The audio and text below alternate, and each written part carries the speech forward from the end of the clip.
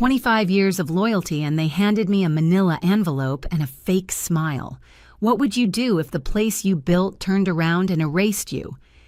We've decided to restructure the department, Ruth. Today will be your last day. The words landed in the sleek glass conference room like a foul odor, unwelcome, undeniable. I stared at Dominic Hayes, the freshly minted managing partner who'd only been with Franklin and Associates for 8 months. His expression was polished corporate, just the right amount of fake regret blended with professional detachment. I was 58 years old, and just like that, I was no longer the Senior Director of Client Relations, a title I had carried for over 2 decades, ever since the firm was a scrappy outfit with a single floor and 17 clients. "This isn't personal," Dominic added, sliding a manila folder across the glossy table. "HR has prepared a severance package, 2 months' salary, and continued health benefits through the quarter." Janice from HR sat beside him, nodding without making eye contact. "This restructure affects multiple departments," she mumbled. "It's not a reflection on your performance." Wasn't it, though? I was the oldest employee in client relations. My salary reflected my experience that had transformed Franklin from a boutique consultancy into one of Boston's premier legal firms. "Does Arthur know about this?" I asked quietly, referring to Arthur Franklin, the founder who had hired me personally 25 years ago. Dominic's jaw tightened. All partners were consulted. A non-answer. Arthur had been overseas for 3 weeks finalizing our EU expansion. I saw what this was. "Best of luck in your future endeavors," Dominic said, smiling without his eyes. "Security will escort you to clear your desk. Standard protocol." Funny thing, I helped write that protocol 12 years ago. "My name is Ruth Pearson, and until 10 minutes ago, I was the architect of Franklin's most valuable asset, its client relationships. In an industry that worshipped billable hours and regarded firms as interchangeable, I made our clients feel seen, trusted, valued. Now I was being tossed out like an old memo from a bygone era. Security stood awkwardly by my office door while I packed a cardboard box. Photos of galas with longtime clients, handwritten thank you notes, the crystal paperweight Arthur gave me for my 20-year anniversary. My phone buzzed. Catherine Winters, CEO of Winters Healthcare, our largest client. Heard troubling rumors at FNA. Our quarterly reviews next week. Call me ASAP. I looked up. Dominic stood in his office already on the phone, probably spinning a narrative softening the blow. But what he didn't understand, what none of them seemed to understand, was that client relationships aren't transferable. You don't just hand someone a name and a login and expect trust to follow. They're built in quiet moments, over years, remembering birthdays, staying calm during crises, picking up the phone at midnight, and they had just severed me from all of it. I joined Franklin and Associates in 1998 when the office was half a floor and Arthur Franklin was a 42-year-old visionary who said, "Anyone can crunch numbers. Ruth, but not everyone can build trust." So I did. I built trust. While others chased promotions and kissed up to leadership, I focused on what mattered: the clients. I remembered their kids' names, their business cycles, their fears, and now I was disposable. As I walked out of the building, cardboard box in hand, my legacy reduced to paper and glass, I realized something. They didn't destroy me. They just freed me. You don't really feel the fall until you hit the bottom, and even then you're still in free fall. 3 days passed. I sat in my apartment half-dressed in yesterday's blazer, surrounded by job boards and unanswered messages from colleagues suddenly so sorry to hear. My phone buzzed constantly. LinkedIn views spiking, old contacts I hadn't spoken to in years popping up like mushrooms after rain. Everyone loves a fresh scandal. But none of it mattered. Not really. I had been discarded not for failing, but for succeeding too well. For being the legacy Dominic Hayes wanted to erase so he could install his shiny new model. I knew the exact moment I was no longer part of their future. It hadn't been in that sterile conference room. It had been 6 months earlier when meeting invites stopped landing in my inbox, when junior staff were assigned to shadow me, only to quietly take over my client accounts without discussion. Still, I had believed that 25 years of loyalty, performance, and industry respect would protect me. How naive. They called me legacy fat. That was the phrase. I'd overheard Dominic whisper it during a call last week. Her retirement plan will cost us millions, he said, laughing. The restructuring is the perfect opportunity to trim legacy fat. That was me. Fat to be trimmed. Arthur hadn't protected me. The younger partners hadn't stood up for me. I sat in silence, the bitterness thick in my throat, when my landline rang a sound I hadn't heard in months. I almost let it go to voicemail, but the caller ID stopped me. Arthur Franklin, Ruth. He said, his British accent more clipped than usual. I just landed. I just heard. This wasn't authorized by me. I froze. Part of me had hoped. Part of me had feared. Doesn't change anything, I said coolly. Dominic said all partners were consulted. I was deliberately excluded, Arthur said. Voice tight. They waited until I was out of the country. Emergency committee approval. They claimed it was necessary for quarterly projections. 25 years, Arthur. And I got a 10-minute meeting and a security escort. You deserved better. He sounded sincere and exhausted. I want to make it right. I'll bring you back. Say it was a miscommunication. It wasn't I cut him off. Dominic made it very clear. I'm not valuable to them. I'm fat to be trimmed. The silence on his end said it all. He understood the weight of those words. Who's managing my accounts? I asked. He hesitated. Melissa Bennett. I laughed, loud and sharp. Melissa, who nearly lost Winter's healthcare with her pushy tactics and zero emotional intelligence. Good luck, I said dryly. I hung up. Not 30 seconds later, my phone began buzzing again. Not from Arthur, from clients. Douglas from Archer Pharma, Belinda from Summit Financial, the entire Westridge executive team. Word had gotten out. I hadn't contacted a single client. I hadn't said a bad word about Franklin. But clients talk. They sit on boards, attend the same events, whisper behind closed doors, and apparently they were whispering loud. Then the doorbell rang. A courier. Thick envelope. Embossed card. Catherine Goldstein, the most feared and respected headhunter in Boston. Heard what happened at FNA. Several firms would kill for your portfolio. Dinner, I sat back. Dominic thought he cut costs. What he really did was trigger a landslide. They thought they ended my story. What they really did was start a new chapter with me, holding the pen.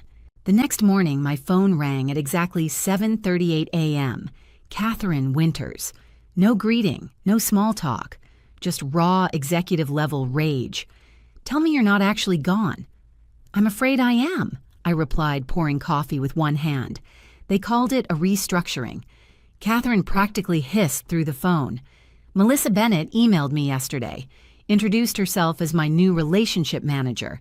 That girl once tried to explain my own business model to me like I was a freshman intern. I'm sure Franklin believes they're acting in the best interest of Ruth. Stop. I'm not a boardroom. I'm your friend. She paused. Where are you going next? I hesitated. I haven't decided yet. We'll decide fast. Our contract's up for renewal in 60 days. If you land somewhere solid, I'd prefer to follow you. It was the kind of declaration that once spoken changes everything. By dinner, I'd gotten 11 similar calls. Major clients without solicitation, expressing not just concern, but commitment. They weren't loyal to a firm. They were loyal to me. That night, I met Catherine Goldstein at a quiet restaurant in Back Bay. She wore Armani carried power in her posture and cut straight to business. You're the talk of the industry right now, she said, sipping a martini. Dominic Hayes made the single most expensive HR mistake in recent memory. Perhaps I said non-committal. She laughed. You're always so damn diplomatic. That's part of your charm. She slid a sleek folder across the table. 3 firms. All want to meet you. 2 are creating roles specifically for you. One's offering equity. I opened the folder and froze. The numbers on those offer sheets nearly double my previous salary. They're not just buying your skill set, Catherine said, reading my stunned silence. They're buying your relationships, that black book of yours, gold. I'd been tossed out of Franklin for being too expensive, and here I was being courted like a Fortune 100 acquisition. The irony wasn't lost on me. The following day, Arthur called again. "I need to see you," he said. "Lunch, Harvest, 1 p.m. There are things you should know." Curiosity got the better of me. Arthur looked haggard when I arrived. His signature calm was gone, replaced by something raw. "Thank you for coming. I almost didn't. I know. Listen, I've tried to fix this, but Dominic's blocking every move I make. He's convinced the board your termination was necessary, and the clients—" Arthur winced, not reacting well. Catherine Winters demanded a full executive meeting. Douglas from Archer is reviewing alternatives. Westridge is soliciting outside proposals. I said nothing, just let it hang. Then he leaned forward. "I'm proposing a new role, Chief Client Officer. You'd report directly to me. Full autonomy, better comp. We'll sideline Dominic." It was everything I once would have wanted, but it felt like bait. I looked at Arthur carefully, past the concern, past the desperation, and there it was, fear. "You're not trying to save me," I said. "You're trying to save yourself."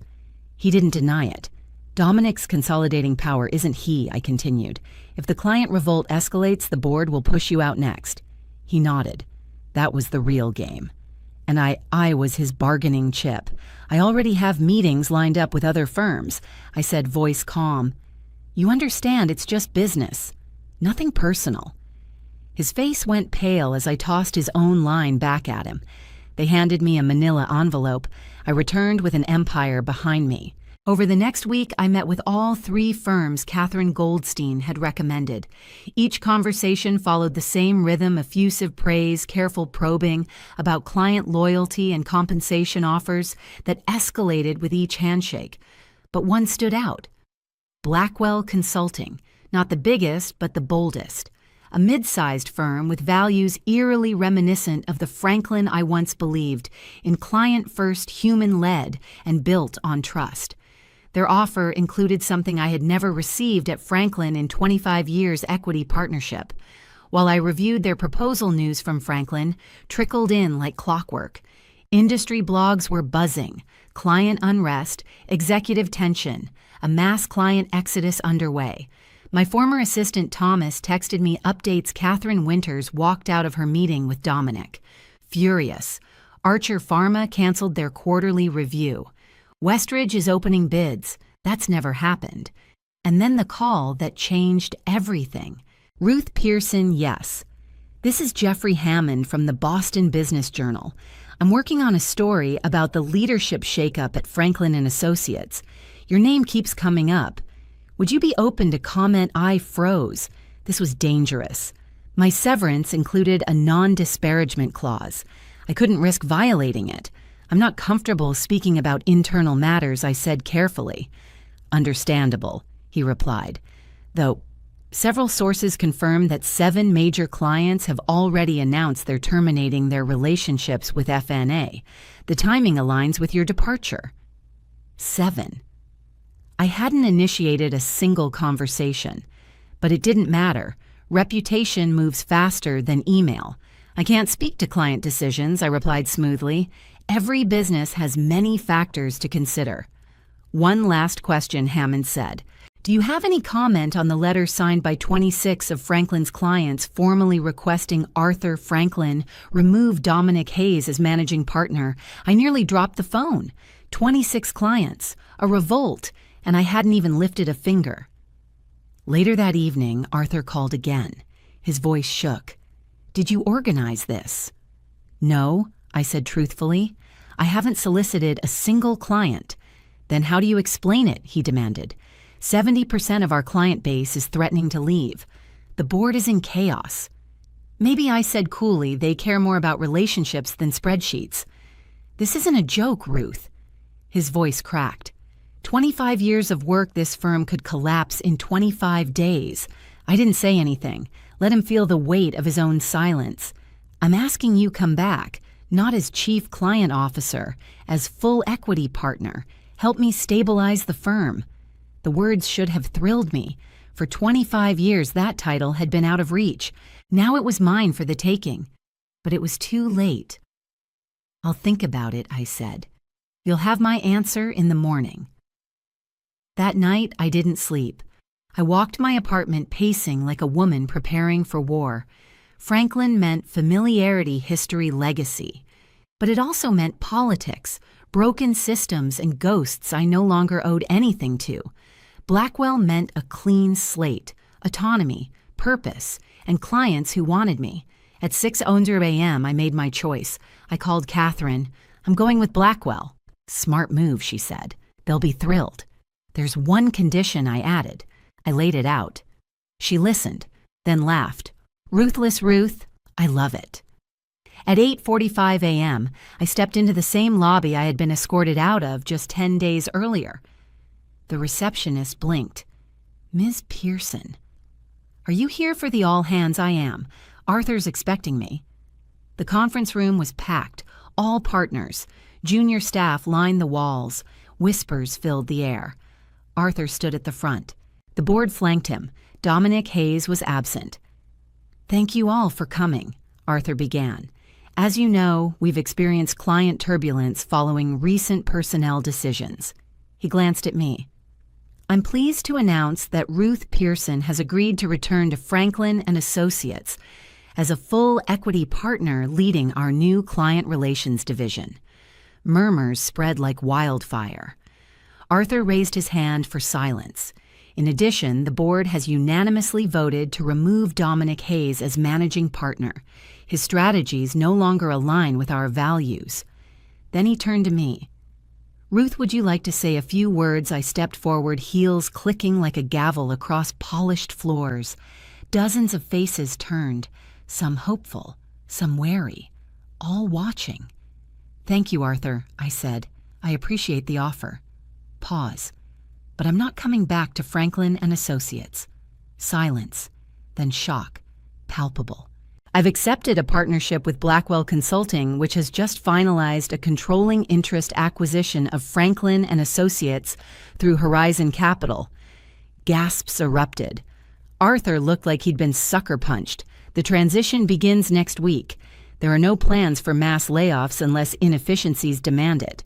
I locked eyes with him. "It's just business, nothing personal." They thought I wanted revenge. I didn't. I wanted recognition. But what I got was power. The room exploded. Not physically, but emotionally. Board members whispering furiously. Junior staff's eyes darting between Arthur and me like they were watching a corporate car crash in slow motion. Arthur took a shaky step forward. "Ruth." "What have you done?" I didn't raise my voice. I didn't need to. "I haven't done anything, Arthur. You did. When you let them cast me out like I was nothing. When you stayed silent instead of stepping in. When you allowed a spreadsheet to outrank 25 years of service." He looked like a man unraveling, and in many ways he was. "Blackwell's been seeking expansion into Boston for years," I continued. "Horizon Capital held the controlling shares. With client instability and Dominic's mismanagement, they were more than willing to entertain an offer." "You orchestrated this," Arthur said. Voice low. "Not a question." "No," I replied. "I simply recognized my value, something you and Dominic failed to do.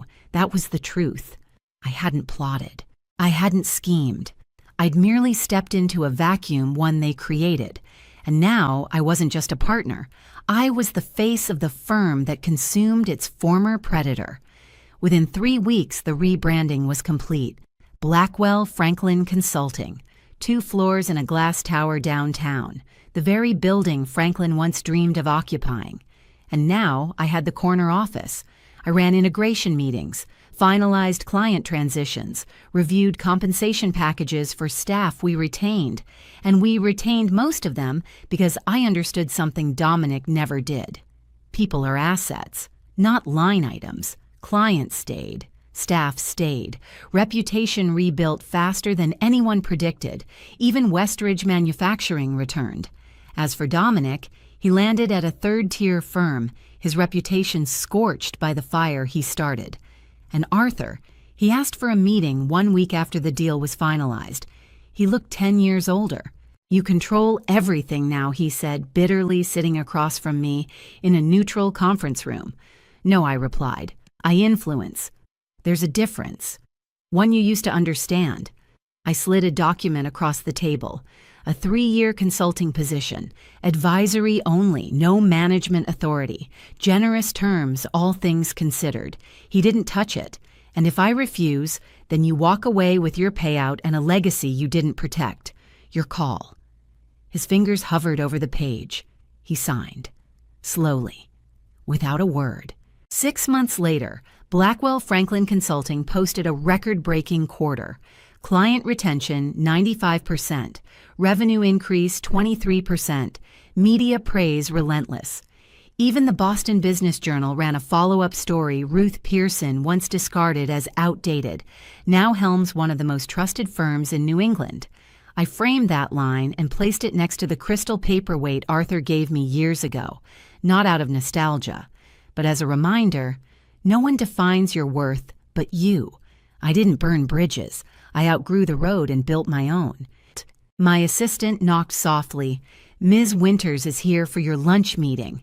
Catherine Winters, elegant as ever, sharp as glass in a velvet glove. She stepped into my corner office, looked around, and gave a low whistle. "Well, damn." Then she smiled. "Told you they'd come crawling." I laughed. It felt easier now, less guarded. "Congratulations on the quarterly numbers," she said, settling into the chair across from my desk. "The industry is still whispering about it. Most elegant takeover I've seen in decades." "It wasn't a takeover," I said softly, glancing at the city skyline. "It was a market correction." We both knew what that meant. The firm had valued infrastructure, protocol, efficiency. They'd forgotten the real asset relationships, and when they severed me, they severed trust. "You proved what I always knew," Catherine said as we walked toward the elevator. "In professional services, people don't hire firms. They hire people." As we stepped into the elevator, I saw the nameplate outside the main office, Blackwell Franklin Consulting, Ruth Pearson, Partner-Client Strategy and Relations. I hadn't asked for that line. They insisted. I had become more than a name. I was the symbol, the reminder. That loyalty isn't blind, that respect must be mutual, that undervaluing someone doesn't erase their worth, only your access to it. I hadn't chased revenge. I hadn't burned them to the ground. I simply stepped aside and let gravity handle the fall. And when the dust settled, I was still standing, stronger, sharper, and in control of my own story. Have you ever been discarded by the very people you built your world around? Did they mistake your silence for weakness? Drop your story in the comments. Let others know they're not alone. And if you're rebuilding, remember this: sometimes getting thrown out is the first step to being free. Like, subscribe and share if you believe loyalty deserves respect.